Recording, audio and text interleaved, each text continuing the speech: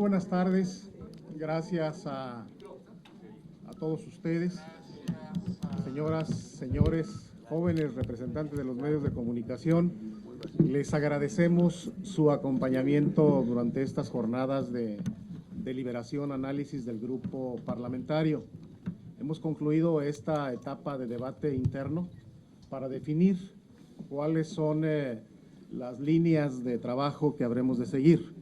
Hemos redactado una reflexión sobre la situación que guarda el país y desde luego también hemos enlistado una serie de acciones que tendremos que realizar para, en el debate legislativo, garantizar que existan los instrumentos que den oportunidad de atender la problemática nacional. En esta reunión plenaria del GPPAN del Senado de la República en Saltillo, Coahuila, celebrado el día 25 y 26 de agosto de 2016, hemos elaborado una agenda en acción con responsabilidad. Nuestra declaración política se sintetiza de la siguiente manera. Primero, buenas reformas en malas manos. Las reformas que el PRI le regateó al país con mezquindad hoy son una realidad gracias a la actitud responsable de los legisladores de Acción Nacional. Lamentablemente, por incapacidad y corrupción, estas reformas han sido mal aplicadas, lo que provoca falta de resultados en beneficio de la población. Segundo, economía estancada y con pronóstico negativo. Deuda pública en máximos históricos. Los requerimientos financieros del sector público rondan el 50% del Producto Interno Bruto en lo que va de la administración del presidente Peña Nieto. En lo que va de esta gestión, la deuda pública ha crecido 43% para financiar un ineficiente gasto público. Pemex saqueada y quebrada. Las calificadoras señalan su delicada situación. Esto no solo obedece a la caída de los precios internacionales del petróleo, sino a la baja producción, a una importación histórica de gasolinas y a una corrupción sin fin en la empresa. Dólar por las nubes. De 2013 a la fecha, el tipo de cambio se ha depreciado en poco más del 40%. Volvemos a los tiempos de gobiernos irresponsables en los que aumentan la deuda y se devalúa el peso mexicano. Reforma fiscal tóxica y regresiva. En buena medida, la economía se encuentra estancada por esta reforma que le quita dinero a los micro, pequeños y medianos empresarios, así como a los padres de familia, para transferirlo a un gobierno que gasta tarde, mucho y mal. Gasto público excesivo. Se ha recortado la inversión, mientras que se mantiene un alto gasto corriente, dejando sin efecto los recortes anunciados. Más impuestos y más deuda tienen como destino más gasto público aplicado de manera ineficiente y corrupta. Aumentos a la gasolina y electricidad que impactan en los bolsillos de los mexicanos con más inflación. Aquí lo que sube es la inflación, pero no la economía. Esto contradice la oferta del presidente Peña Nieto de mantener un crecimiento anual de por lo menos 3%, siendo que no ha superado el 2% en lo que va de su gestión administrativa. 3. La inseguridad y la violencia van al alza. Al mes de julio se han registrado 2,000 homicidios dolosos, de acuerdo a encuestadoras y a los datos que emanan de las propias fuentes oficiales, lo que representa el punto máximo de la última década. El secuestro, la extorsión y el robo de hidrocarburos han experimentado también un sensible crecimiento.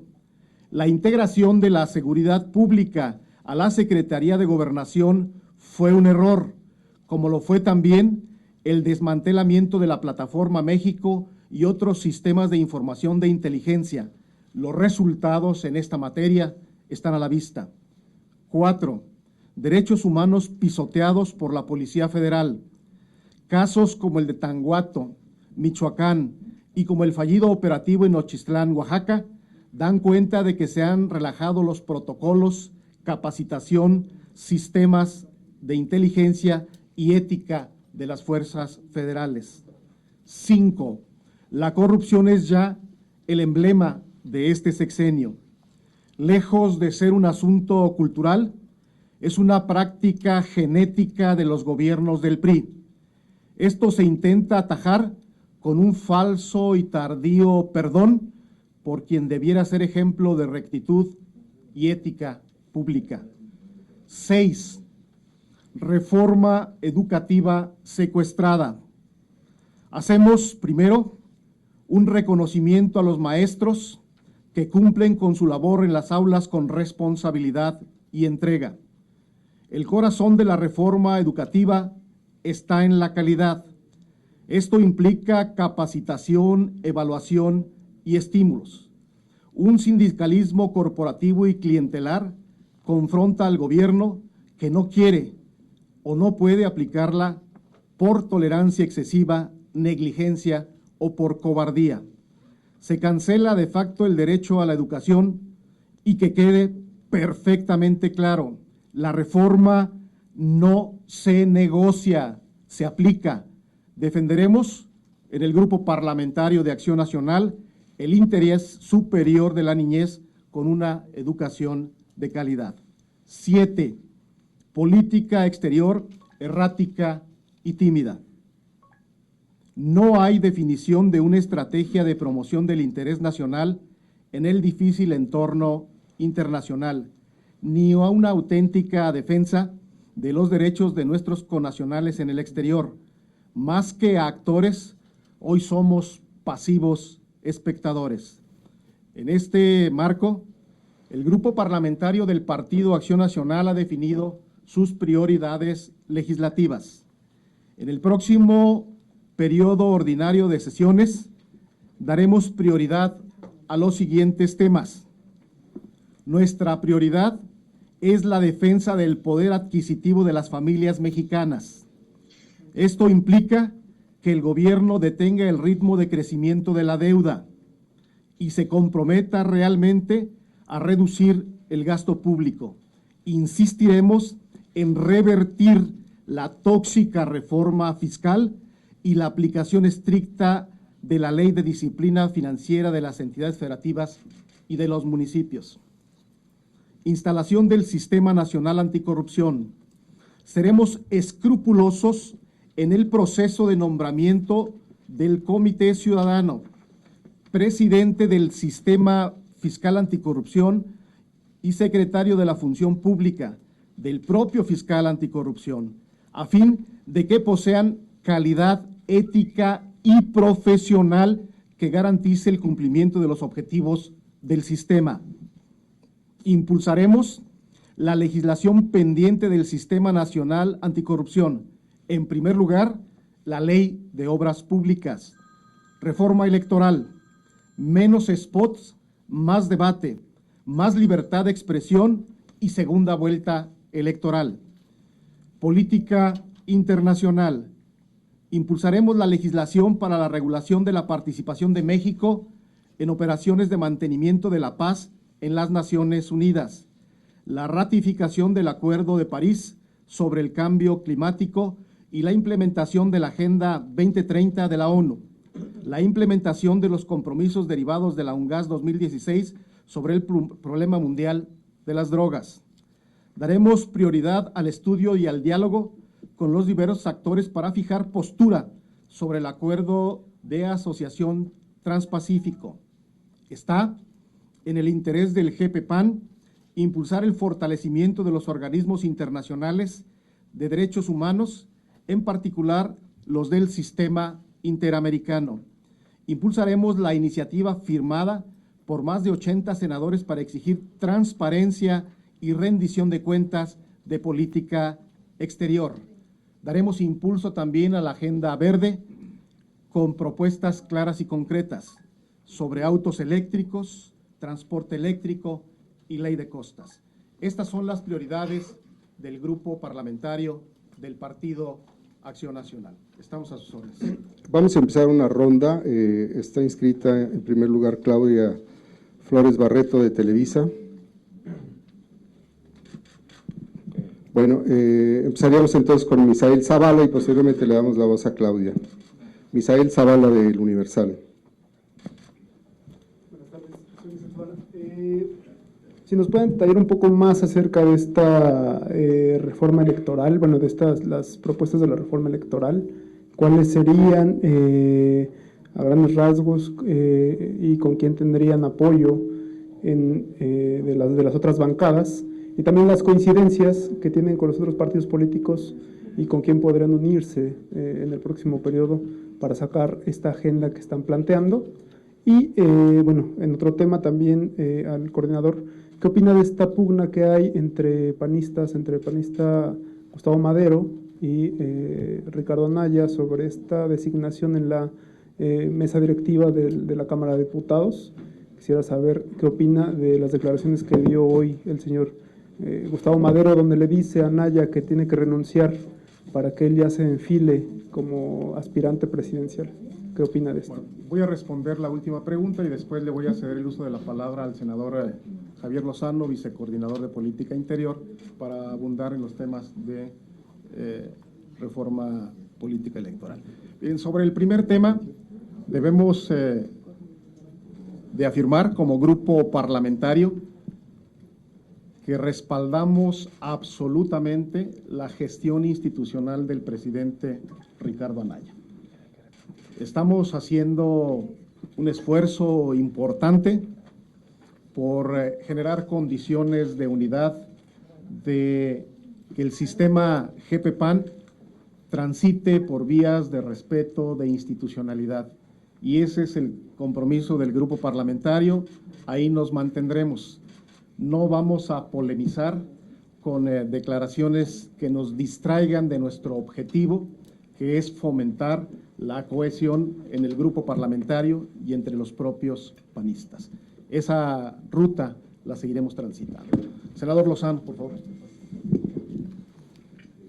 Gracias, coordinador.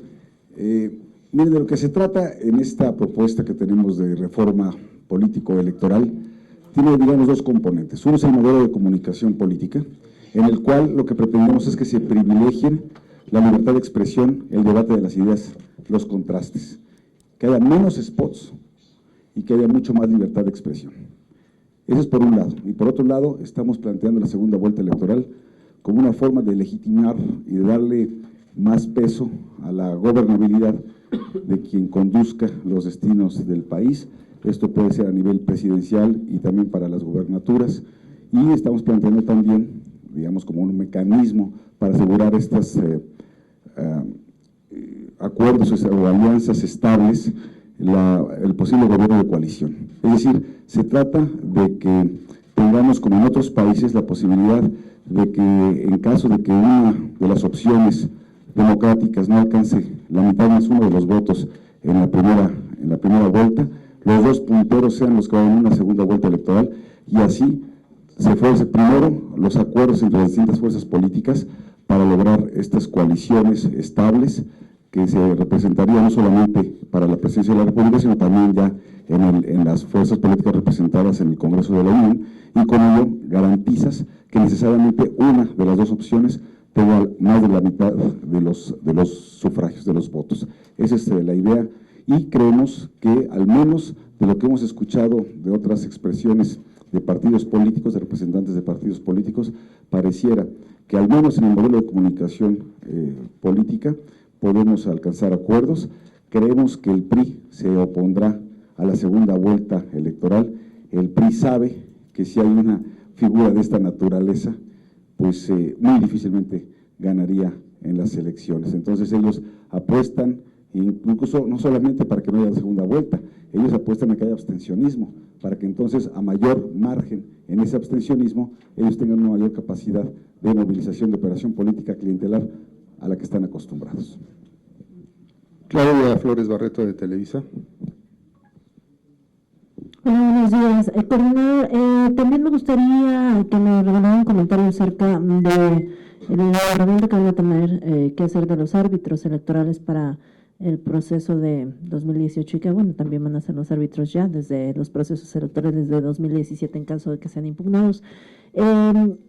¿Ven ustedes alguna intención de meter mano negra ahí? ¿Cómo están viendo este procedimiento que se está dando en la Corte y qué esperan de las ternas? No sé si nos puede confirmar si ya llegaron, si van a llegar la semana que entra, en qué condiciones va esto, uno. Y dos, preguntarle, ¿también ya han iniciado algún acercamiento, algún contacto, un cabildeo inicial, por lo menos con otras bancadas en el tema específico de el modelo de comunicación política?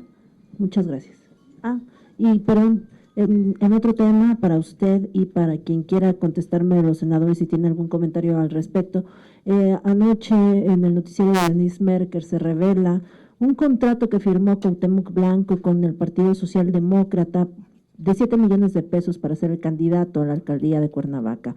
A mí me gustaría que me dieran su opinión. Ahí se establecen cláusulas como un monto también, una cifra específica para sus gastos personales, etcétera. Me gustaría, si tienen ustedes algún comentario respecto a este pues uso político de las candidaturas y uso mercantil en su caso. Gracias.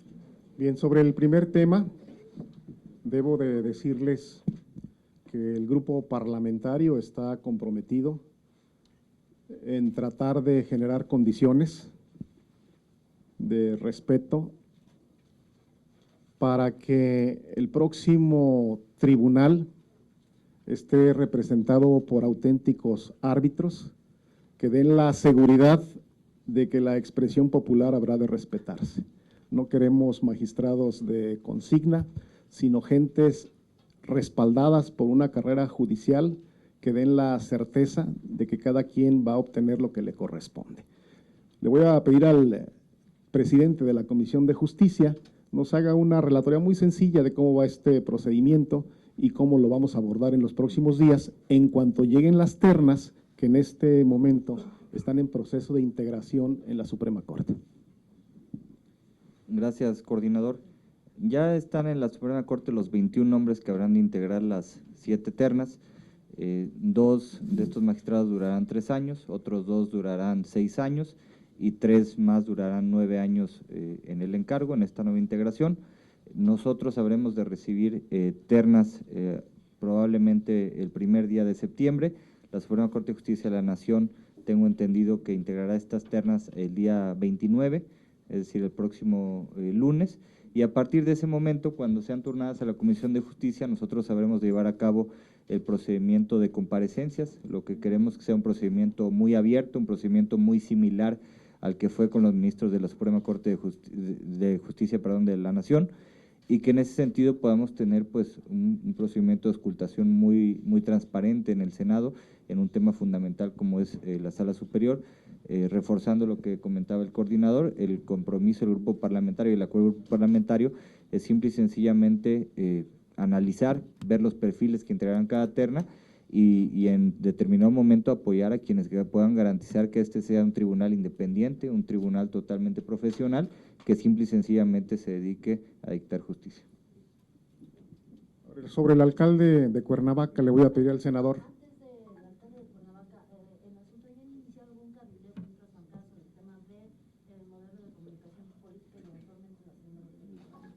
Hemos platicado de manera informal en los últimos periodos. Vamos a reiniciar las pláticas. Esperemos que el PRI no se salga de este compromiso, de esta reflexión, que ya es una exigencia colectiva. Reiniciaremos las pláticas una vez que inicie el próximo periodo de sesiones. Esperemos que el PRI y el PRD estén en esta disposición. A ver, Héctor Flores. Héctor Larios. Sobre el tema del alcalde de Cuernavaca, creo que el Instituto el Instituto Nacional Electoral tiene que hacer una investigación sobre este contrato. El contratar a un personaje para que sea el candidato con el ánimo de conservar un partido que no tiene preferencia, conservar su registro, me parece que no es algo que está en el espíritu del sistema electoral mexicano, y sí creo que es una fuerte irregularidad. el PAN en ese sentido también impulsará que se haga la investigación y si se determina infracciones que sean sancionadas este partido. Andrea Becerril de La Jornada.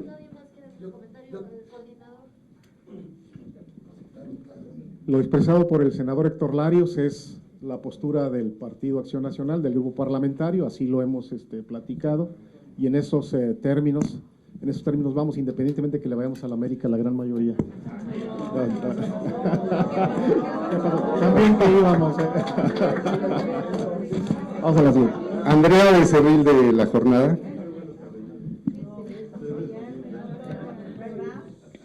Sí, como yo quisiera formular 3 preguntitas. Una, quiero saber si la reforma, aunque usted ya hizo la valoración política de que la reforma educativa no se negocia, no se aplica, más allá de eso quisiera saber si la bancada está dispuesta a analizar la reforma como tal, sobre todo después de que no solo es la CENTE, sino también una buena parte del magisterio afiliado al CENTE, el que está pidiendo que se revisen varios aspectos que no funcionan, que no son justos. Esa sería una. Lo otro, quisiera saber si dentro de esta reforma electoral que van a plantear, y la revisión del modelo de comunicación política, están pensando de nueva cuenta en abrir a la iniciativa privada los spots. Si de nueva cuenta ustedes van a permitir o están planteando que haya campañas sucias, que las televisoras se enriquezcan con lo que les pagan los partidos políticos y otros actores por los spots. Y quisiera saber también si ya formalmente lo refrendaron como coordinador. Ah, caray. Pues yo espero que sí, ¿no? A ver qué tal. Bueno, miren, sobre el primer tema, Andrea, va bien el segundo tema, el electoral ahorita, el tema educativo, le voy a pedir al senador Juan Carlos Romero que fije la postura del grupo parlamentario. El senador Lozano hace unos instantes acaba de definir cuáles son los 2 lineamientos que hemos discutido en esta reunión plenaria. Vamos por una segunda vuelta electoral que permita legitimar a los gobiernos después de los procesos electorales, que las autoridades que se sometan al escrutinio del voto lleguen con un amplio respaldo popular. En torno a nuestra definición de que deben de existir más debates y menos spots, iniciaremos la discusión con los otros grupos parlamentarios. Algunos tienen diferentes opiniones sobre la participación de la iniciativa privada, otros tienen versiones sobre la inversión pública en el gasto electoral. Es un tema que no hemos platicado a profundidad y que en estos momentos el grupo parlamentario ha concluido solo estos 2 aspectos. Vamos por una segunda vuelta electoral y por disminuir la spotización. Los detalles de su instrumentación, la dirigencia nacional con sus grupos legislativos habrán de concretarla en unos cuantos días más. Juan Carlos Romero. En el tema educativo voy a emitir 4 consideraciones. La primera es que el valor de mayor jerarquía es el interés superior de la niñez y todos los demás derechos tienen que subordinarse a y este es el eje conductor de lo que tenemos que hacer. Segundo, al no ser la reforma una fotografía, es una película dinámica, vamos a estar muy cerca del proceso de la revisión del modelo educativo, que es la parte sustantiva, es el alma y el corazón de la reforma, y nos da una gran oportunidad para que en las 225,000 escuelas de educación básica y las correspondientes a educación media superior, los consejos técnicos de maestros y de padres de familia, así como con la participación de los educandos y los directivos, se pueda revisar lo que debe ser el diseño curricular y los fines de la educación. Tercero, en lo que se ha hecho hasta este momento, hay que recordar que el fondo de la primera etapa ha sido la revisión de la relación laboral y política con el sindicato. Y el objetivo preponderante es y ha sido el desmantelamiento corporativo y clientelar de un sindicato que se convirtió en patrón y que tiene por criterios equivocados patrimonialistas algunas conductas y actitudes que no pueden ser permitidas y que deben de llevarse a término. Y en esto incluyo toda la parte del sindicato en su conjunto.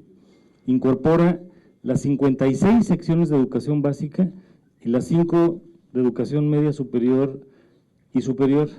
Y aquí quiero diferenciar la relación con los maestros y la relación con el sindicato. El sindicato merece respeto como institución y los maestros merecen diálogo. Y parte del problema que ha tenido la Secretaría de Educación es que habla de los maestros, pero no habla con los maestros. Nosotros tenemos que hacer una alianza con todos los maestros, con los cuales tenemos una deuda social y laboralmente incumplida.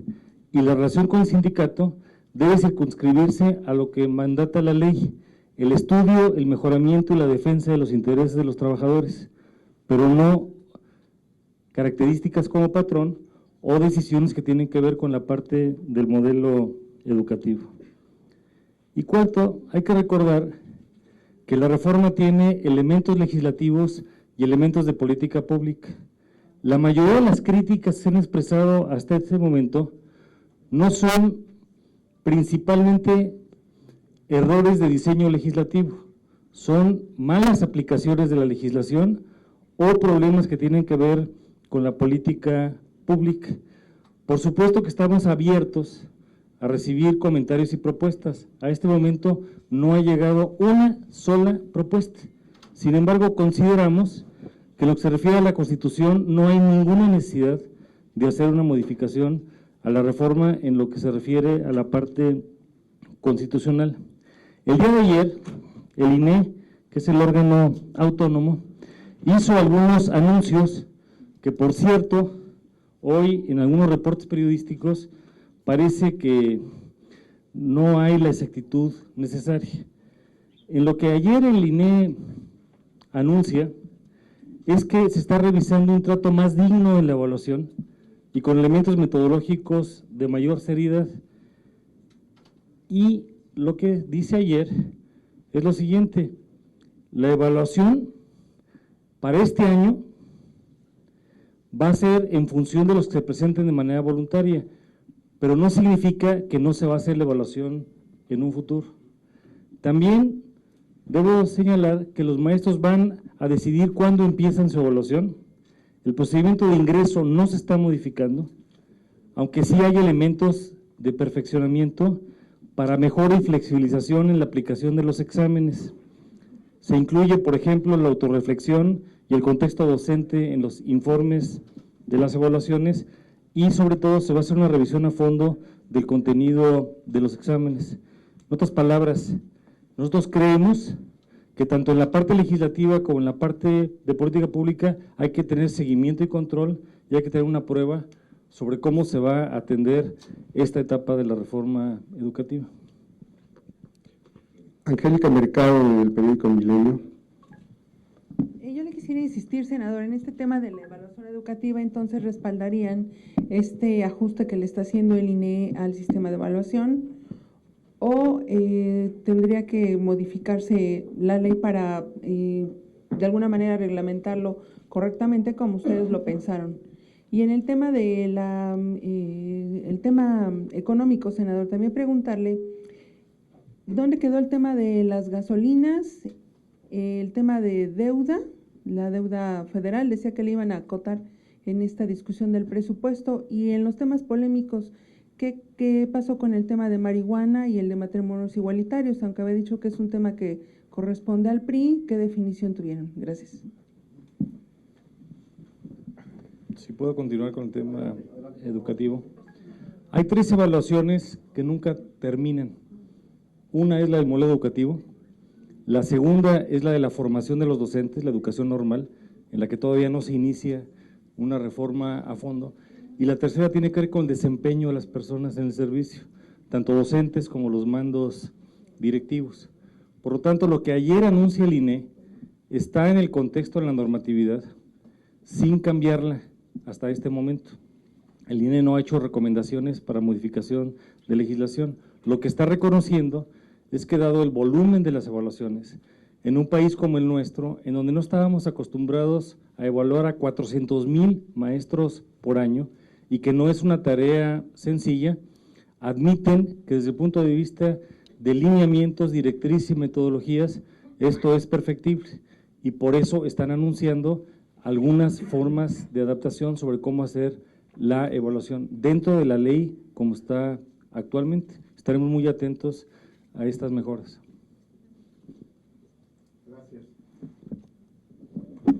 El PAN y su grupo parlamentario han definido lo que en materia económica vamos a impulsar.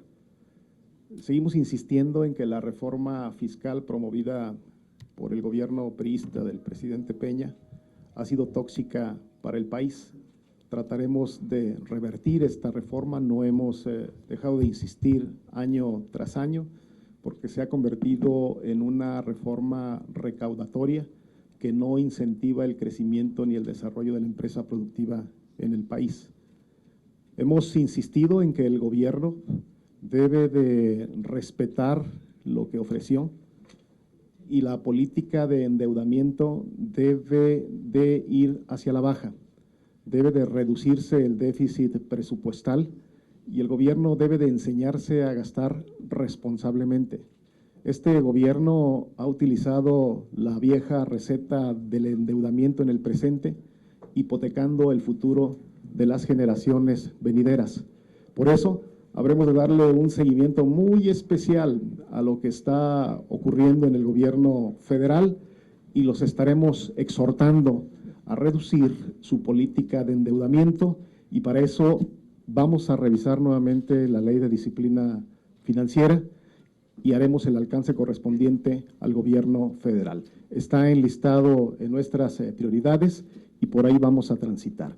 En torno al tema de la gasolina, es importante esperar los criterios de política económica que emitirá el gobierno en unos días más. Ellos han anunciado que adelantarán al 2016 la oportunidad de importar gasolina.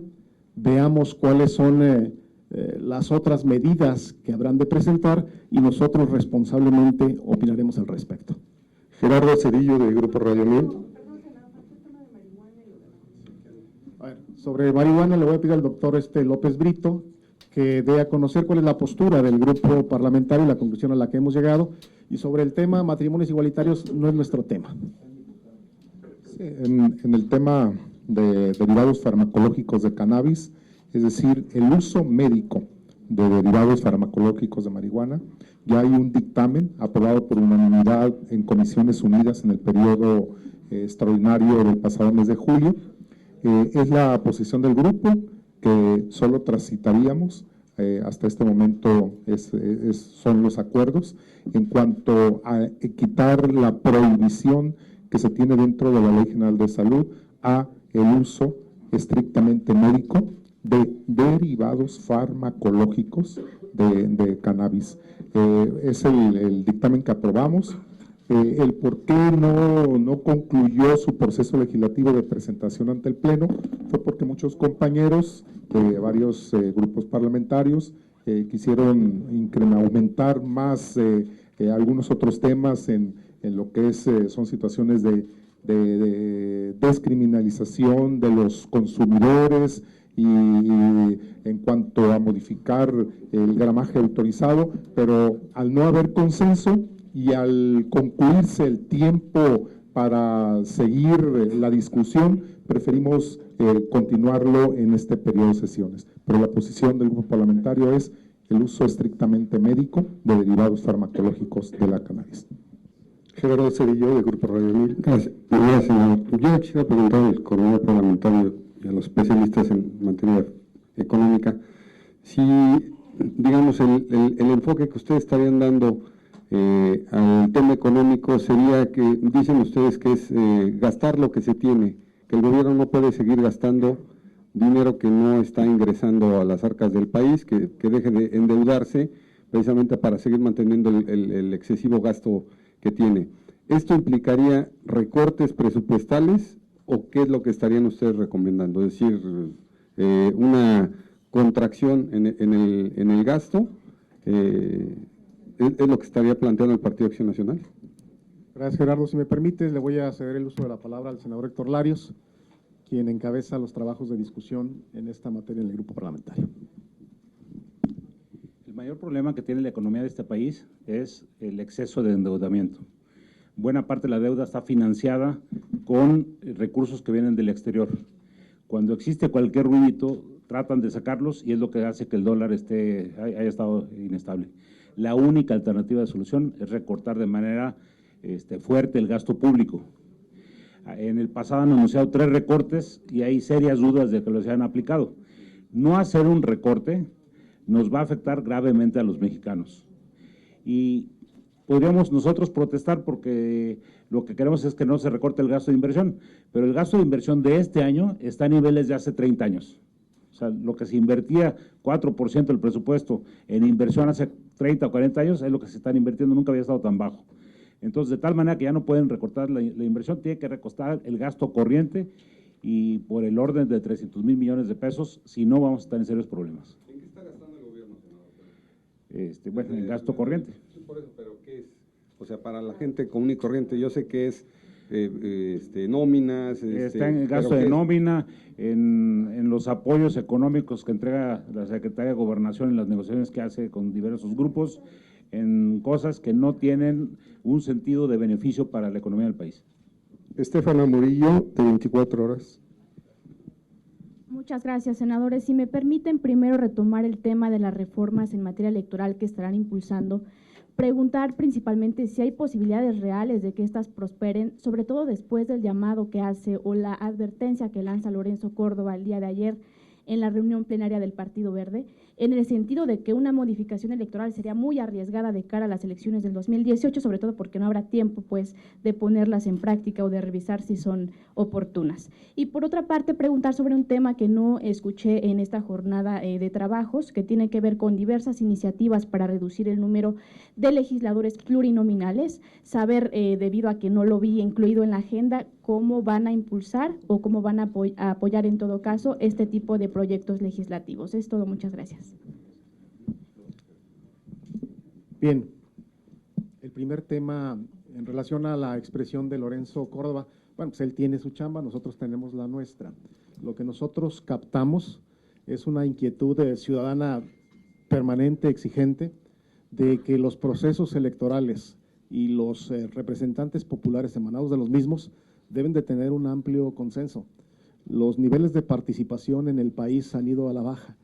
Hoy encontramos gobernantes que se están disputando el 50% del electorado, que es el que en promedio acude a los procesos electorales, y vienen obteniendo el triunfo aquellos que son respaldados por un 30, 34, 35% de este porcentaje, de tal suerte que el propio ejercicio de gobierno y la escasa legitimación de votos alcanzados pone en una situación de debilidad a los gobiernos cuando están en su ejercicio. Por eso creemos que el garantizar un compromiso social que permita a un candidato ser respaldado en una segunda vuelta electoral, que solo pasen 2 y que en consecuencia los electores tengan que definir su posición, le da un respaldo mayor. Creo que esta es una necesidad, es obligatorio. Ante la pulverización del voto en diversos partidos políticos, lo que nosotros estamos recibiendo de la inquietud ciudadana es que los gobiernos, los candidatos, eventualmente ganadores de los procesos electorales, tengan este proceso de ratificación y de legitimación por un voto mayoritario de la sociedad. En torno al otro tema, al de disminución de diputados plurinominales, es un tema que lo hemos venido discutiendo, no lo platicamos en esta reunión plenaria, con certeza lo retomaremos en otra ocasión. Héctor Herrera, de Capital Noticias. Buenas tardes. Referente a Coahuila, le tengo 2 preguntas para ver quién es el que me las puede responder. La primera, ¿por qué insistir en una campaña monotemática? ¿Por qué mejor no hacer una campaña de propuestas y enamorar a la gente de Coahuila? En todas las entrevistas que ha tenido el PAN, desgraciadamente la mayoría, han hablado siempre de críticas y lo que está haciendo enfrente. ¿Por qué no enamorar a la gente de Coahuila con una campaña de propuestas? La segunda pregunta, ¿el PAN estará dispuesto a fijarse y arriesgar todo el pellejo para seguir con la ruta en contra de la inseguridad planeada por la administración actual en Coahuila? A ver, Que quede perfectamente claro, gobernantes corruptos como los Moreira, los Duarte y muchos otros especímenes más no tienen ya espacio de ejercicio en la nueva realidad política mexicana. Acción Nacional ratifica su compromiso con la transparencia, con la legalidad y con la rendición de cuentas. Y ahí nosotros nos vamos a mantener. Para algunos podrá parecer monotemática esta exigencia, pero es lo que está lastimando seriamente el desarrollo de estas entidades federativas. Le voy a pedir a mis compañeros de de Coahuila, que sean tan amables de contestar, de ampliar un poco más esta inquietud de nuestro compañero que ha hecho formular esta pregunta. Silvia Garza y después Luis Fernando y después Silvia Garza. Ya lo ha contestado bien nuestro coordinador, compañero. Efectivamente, no se trata de tomar una coyuntura momentánea. La crisis financiera, esta corrupción del Moreirato que nos gobierna desde hace 11 años y nos lastima en Coahuila, esta corrupción es la que generó esta deuda, la que hizo que hoy tuviéramos menos servicios de salud, la que está haciendo que menos jóvenes tengan acceso a las universidades, la que generó que la vida costara más cara en Coahuila. Por cierto, es la misma corrupción que responsabilizo por las más de 3,000 desapariciones de personas inocentes en el estado de Coahuila y que el gobierno aún no da respuestas por una razón muy sencilla. Desde que se dieron estas desapariciones, se ha acreditado una omisión, una complicidad con el grupo del crimen organizado que se encargó de infundir miedo a Coahuila. También hemos hablado de esperanza, compañero. Donde quiera que uno va, se encuentra con personas, con mujeres, con hombres, que están seguros que Coahuila va a cambiar el próximo año y que, por supuesto, el Moreirato llegará a su fin. Y no podremos abandonar esto, porque aquí mi vecino, mi compañero Fernando Yunes, acaban de tener una respuesta positiva en Veracruz en contra de los Duarte. Jamás abandonaron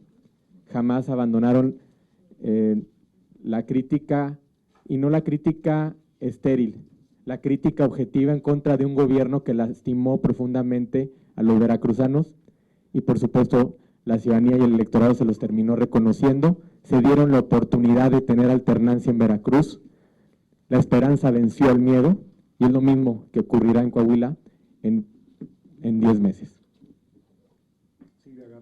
Sí, gracias. Bueno, nada más para comentarte que es un tema muy delicado y qué bueno que mi compañero Luis Fernando Salazar trae este tema desde hace mucho, del cual me sumo y él lo sabe perfectamente bien, porque es algo que lastima a los coahuilenses enormemente. No podemos permitir que en sexenios pasados, como el de Enrique Martínez y Martínez, herede una deuda a Humberto Moreira de 280 millones de pesos. Esto lo digo a toda la prensa nacional. Y Humberto Moreira entrega a su hermano una deuda de 37,000 millones de pesos y que hoy hemos dado abonos no chiquitos, por cierto, que ya llevamos más de 16,000 millones de pesos abonados y solamente le hemos bajado a la deuda alrededor de 1,500 millones de pesos. Y esto es exactamente lo mismo que pasa en el hogar cuando te endeudas en esas tarjetas de crédito que tienen intereses muy, muy altos. Es lo mismo. Por eso es la importancia de seguir insistiendo en este tema y sobre todo, lo más importante, que se nos diga en qué se invirtió este dinero, porque a la fecha no lo han dicho. Entonces tiene que llegar esa transparencia, ese buen aire a Coahuila. Y por supuesto que va a llegar en junio del 2017. Disculpe la interrupción, pero la pregunta yo creo que no fue contestada de qué es lo que van a hacer ustedes como PAN para enamorar a Coahuila o cuáles son las propuestas que ustedes le van a traer a Coahuila. Y la segunda pregunta también falta que me la conteste si son tan amables. Nosotros no estamos en campaña en este momento, seremos muy respetuosos de los tiempos electorales que fijen las entidades federativas, en su momento se hablará de eso. Lo que nos obliga en este momento es a tener una conducta seria, responsable, de exigencia de acuerdo a la necesidad colectiva. Y aquí en Coahuila hay una demanda muy clara que nosotros respaldamos. Lo reitero una vez más, que quede perfectamente claro que el grupo parlamentario del Partido Acción Nacional respaldará todas las gestiones que en nombre de los coahuilenses haga la senadora Silvia Garza y que encabece el senador Luis Fernando Salazar. Muchas gracias, jóvenes. Se va a repartir ahorita el documento.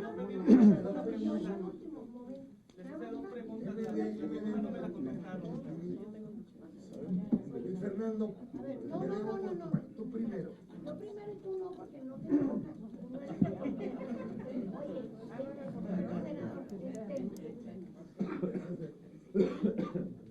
Es una pregunta muy simple. No, hombre, no necesito micrófono. Mira, es una pregunta muy simple. ¿Qué van a hacer? Pero díganme, no se salgan por la tangente. ¿Qué van a hacer para resolver los problemas de este país? Si resulta que no pueden arreglar los problemas internos que tienen en el PAN, digo, ya vemos el caso de Madero, por ejemplo. Una respuesta muy simple también. El grupo está unido, fortalecido y de cara a las próximas responsabilidades vamos a seguir trabajando en esta dinámica, como un grupo comprometido con las causas sociales y de esa manera es como nosotros aspiramos a ser evaluados. No tenemos ninguna otra. Nos queda perfectamente claro que aquí en Coahuila el cambio se va a dar. Y así como hay esfuerzos en cada entidad federativa para que esto suceda, el camino hacia el 2018, pasando por sus diversas estaciones, está acompañado por una conducta responsable. Nosotros vamos a seguir trabajando como lo hemos hecho, de la mano de la sociedad, y estamos seguros que abanderando y resolviendo estos problemas, vamos a dar una respuesta puntual a lo que se está presentando en cada entidad federativa. Muchísimas gracias. Muchas gracias.